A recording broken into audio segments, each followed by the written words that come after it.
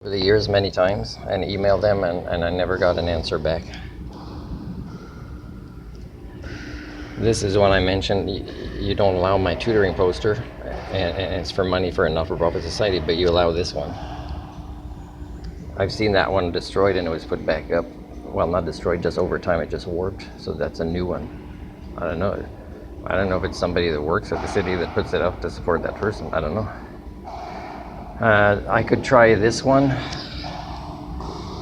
and document it to see if it's fake. There's a lot of fake ones. This one attacks me with ageism because the funding, and I can't even access anybody with the Opportunities Fund, which I should qualify for, unless you live in Vancouver. So, but this stops at 30 years old. So there's a lot of things here that are like, okay, I can try them again. This, I've approached them. They've approached this place. And then I'm going to say, do it with me. See what happens. See what my life is like living among the Amokunyunya. Because, if I can't put up a tutoring poster, but this person can, for this long, because today's date is, 28? And mine was not allowed. And I pointed it out, that one is. And it remains. Well, what do you call that? Is it a human rights violation? Is it oppression? Is it what is it? Is it because you thought I was going to leave the next day?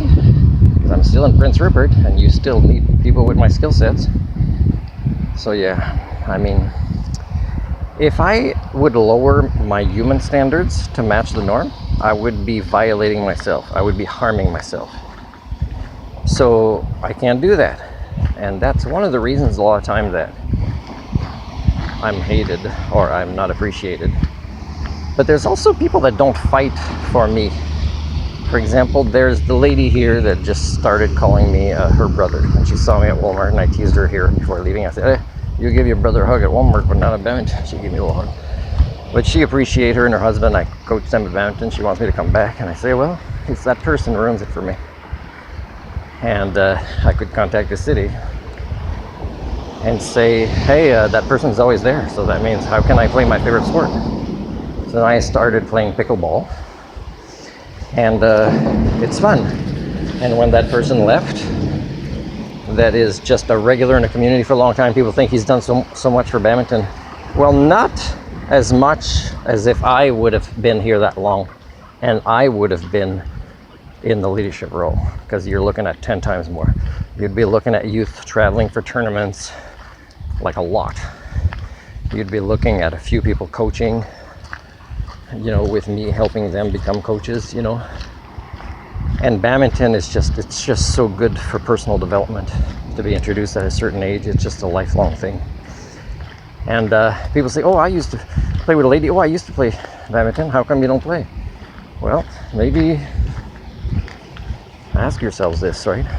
So my sister is, and I don't want to say anything bad because she's nice, but would she fight for me and say, hey, there's a few other people that want you to come back, right? And I say, well, I'm treated badly. And, if my sister and other people that want me to come would say, hey, we don't like the way Martin's being treated by this other long-time leader who said, oh, I'm not in charge right now. No, but your toxicity is, if someone's in charge, I'd give a complaint against you. And just the immaturity, right? And the shutting down adult conversations and having other immature adults back them up, because everybody wants to avoid conflict and they don't want to get to know new people. So that means it's easy to take sides, right? They don't want to heal their cultures. And it's the same thing. It's been more than 4 years since I saw my relatives in Quebec.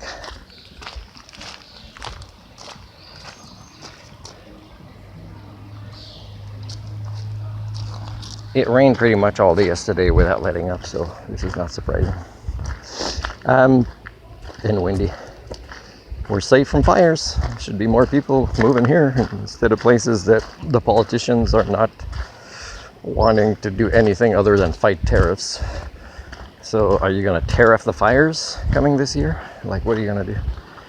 The natural world is very different it's where we live, for example, then the magical monetary paradigm will. Anyways, my relatives, when my human rights are violated in huge ways, if they even want to hear the stories, and which they don't, then wouldn't they, if they say they love me, say that's not right, we're gonna write that letter, we're gonna go together as a family, deliver it to that person or whatever, and we'll support you in court or human rights complaint. Well, there's no humans like that. There's nobody that wants to live by human standards anymore. Even the people that miss me.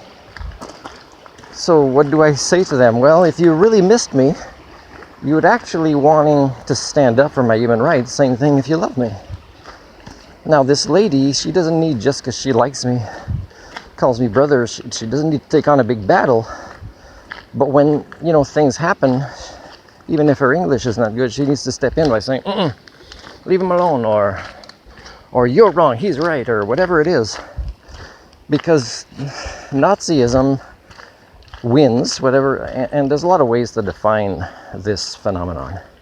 It's when people love you and everything's great and they want you to come back to this, oh, come back, visit me, and I'm in South Sudan now, come visit me, support you. Well, what are you doing to, why do you want me there? Like, I'm not a soldier, because instead of an educator or mental health counseling expert, I think you need to be a soldier going there now. You know, like, why do you want me there to repeat the cycles that you didn't acknowledge the first time I was there, when I was in Gulu, right? I mean, that person is now somewhere else, and they miss me. Man, I was so great to their kids, and she wants me to spend more time with the older kid that was away. But I was just wanting, before I left and the other kid came back, I just wanted to finish up with the other little girl that I was teaching bicycling, and you know, I didn't need to invest in another close rapport with a child, and it's going to break my heart even more than I know we'll probably never see each other again. Because when the drive from the person from the school and their brother, the fairly high-level priest, when I observed his driving, and I couldn't shut up how dangerous it was to the kids on the road, not just to animals that he didn't care if he was going to run over if they didn't move, is you have to say something if you live by human standards. You have to say something to high-level priest there, and of course, then, you know, they don't invite you back for what was supposed to be you volunteering at 2 of their different schools in harsh conditions, you know.